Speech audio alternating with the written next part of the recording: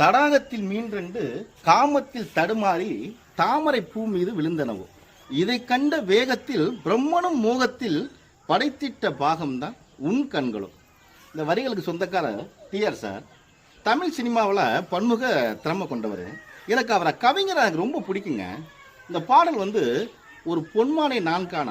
இந்த பாடலில் நீங்கள் முழுமைக்குமே நீங்கள் பார்த்தீங்கன்னா ஒரு பெண்ணை ஒன்றோடு ஒன்று ஓமைப்படுத்தி ரொம்ப அழகாக வர்ணித்து எழுதியிருப்பாரு.